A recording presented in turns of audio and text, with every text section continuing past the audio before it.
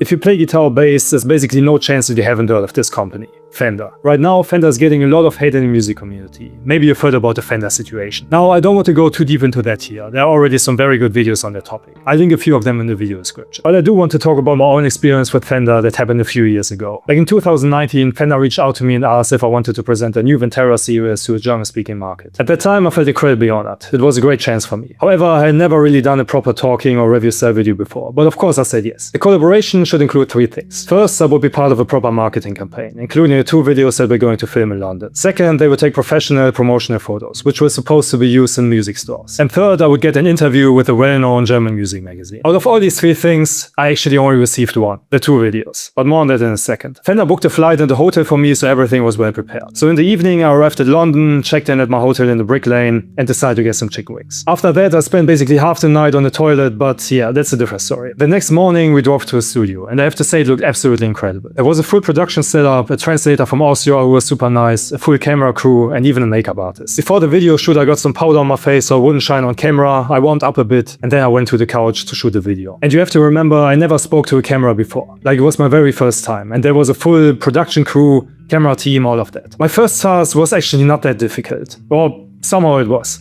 Basically what I had to do is, they gave me a script in German, and there were a few words about the Vintera series. I just read it out loud. Sounds simple, right? Well, it was very difficult. I would read a few words and then I would stutter. I was extremely nervous and completely messed it up. I had to read one sentence like 3 times, 4 times, and I would still mess it up. Luckily, they were patient with me, but yeah, I felt very bad doing this. After that, we moved on to the actual demo videos. So you have to imagine I was sitting here on the couch, and there was a whiteboard with the specs on it, there was a big light, and everywhere was the camera team. And on the other side, there was the translator who asked me questions. For example, what do you like about this bass? What are some of the key features of this bass? And I mostly gave very short answers, basically because I was very nervous and I didn't really know what to say. Einfach eine sehr angenehme Bespielbarkeit in allen Lagen. Hier unten, ich bin ja oft in den oberen Lagen unterwegs. I mean, I practiced it at home, but I think I should have practiced more, but it was just a weird situation for me because, of all the camera team, never spoken to a camera before. So we filmed 2 videos in total. One with the precision bass and one with the jazz bass. So after that was done, we moved upstairs to the photo shoot. I met the photographer, I put on a nice leather jacket, we found a nice strap for the photo shoot,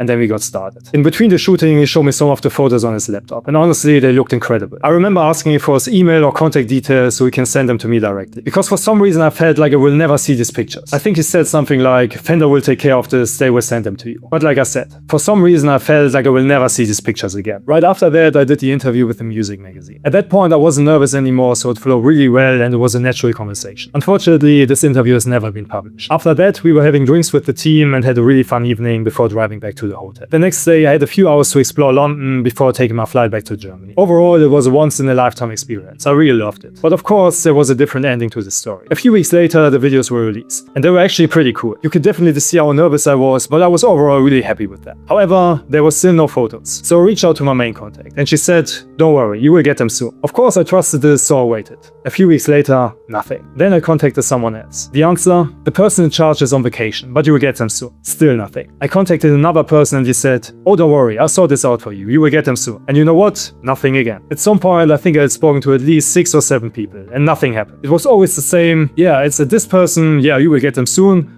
This is on vacation, and all of that. Eventually, I gave up. I later spoke to the guitar player who was also part of the campaign, and he also never received the pictures. To be honest, that really disappointed me, because I had a very great time in London. I even got 2 basses out of it, which was a great milestone, and I really loved these basses. One of them is this jazz bass. But those photos in the Promise magazine interview, I never received them. I never really talked about this publicly before, but when I saw all of this Fender situation going on, it reminded me of this experience. Now don't get me wrong, I'm super grateful for this experience and I love their instruments. But I think this experience and also the current controversy show that brands sometimes are not what you expect them to be behind the scenes, even the big ones. Or maybe especially the big ones, I don't know. But who knows, maybe one day I will get the pictures. Should I write another email? Anyways, what are your thoughts on this or the whole Fender situation? Let me know in the comments, I'd love to hear your opinion. Thanks for watching and I'll see you in the next video.